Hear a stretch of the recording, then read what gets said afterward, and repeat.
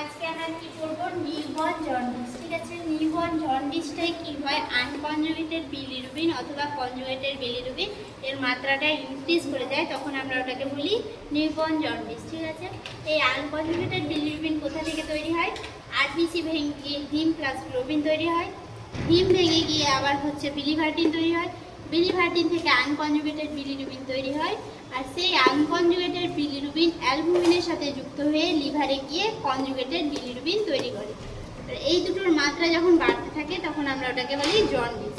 আর এই conjugated bilirubin কি হয়, আমার স্টুলের মাধ্যমে যখন বেরিয়ে যায় ওটাকে বলা হয় স্টার্কোবিলিনোজেন, আর ইউরিনের মাধ্যমে বেরিয়ে গেলে ওটাকে বলা হয় ইউরোবিলিনোজেন। আজকে আমরা পড়বো টাইপ অফ জন্ডিস, কি টাইপের জন্ডিস হয়। একটা হচ্ছে ফিজিওলজিক্যাল জন্ডিস, একটা প্যাথোলজিক্যাল জন্ডিস।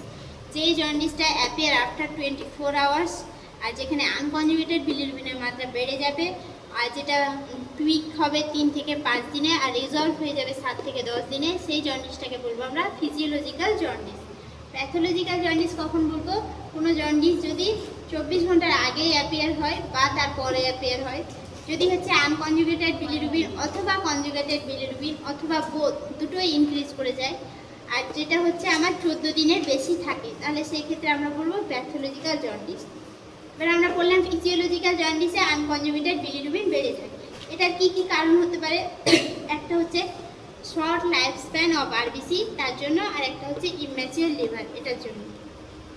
আমরা এখানে দেখলাম আনকনজুগেটেড বিলিরুবিন প্যাথোলজিক্যালের ক্ষেত্রে বেড়ে যায়। কি কারণ?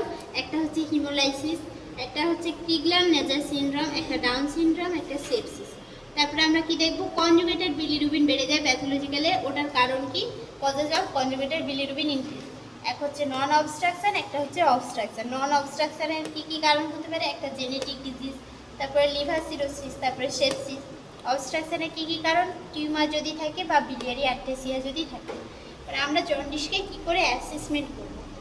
ফার্স্ট হচ্ছে ক্র্যামার্স মেথড, যেখানে এতটুকু রিজিয়নে যদি জন্ডিসটা হয়, এটা হচ্ছে 2 থেকে 4, তারপরে এটুকু হচ্ছে 4 থেকে 6, এতটা হলে 8 থেকে 10, এতটা হলে 10 থেকে 12, এখান থেকে হাঁটু থেকে যদি আমার এখানে অ্যাঙ্কেল পর্যন্ত হয় 12 থেকে 14, আর তার পাম আর শোলে যদি জন্ডিসটা হয়ে যায় ওটাকে বলা হয় 15 থেকে বেশি হয়ে গেছে, মানে সিগনিফিক্যান্ট জন্ডিস। সেই ক্ষেত্রে আমার ট্রিটমেন্ট লাগবে।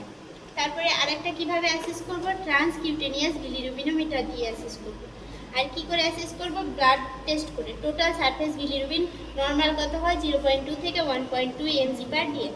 এর মধ্যে ডিরেক্ট যেটা সেটা হয় 0.2 থেকে 0.4 mg/dl, ইনডিরেক্ট হয় 0.8 থেকে 1 mg/dl। এবার আমাদের জন্ডিস হয়ে গেছে, আমরা ওটাকে কী করে ট্রিট করব? এক হচ্ছে ফটোথেরাপি দিয়ে আর এক্সচেঞ্জ ব্লাড ট্রান্সফিউশন করে।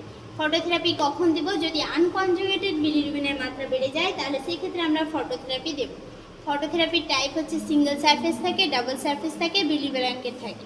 এবার আমরা যে ফটোথেরাপি দেব তখন বাচ্চাকে কি করে রাখবো? বাচ্চাকে হচ্ছে নেকেড রাখবো, জামা প্যান্ট সব খুলে দেবো, তারপর হচ্ছে প্যাম্পাস পরাবো, বাচ্চার চোখটাকে ঢেকে রাখবো, আর মাকে বলবো বাচ্চাকে এক্সক্লুসিভ ব্রেস্ট ফিডিং করাতে।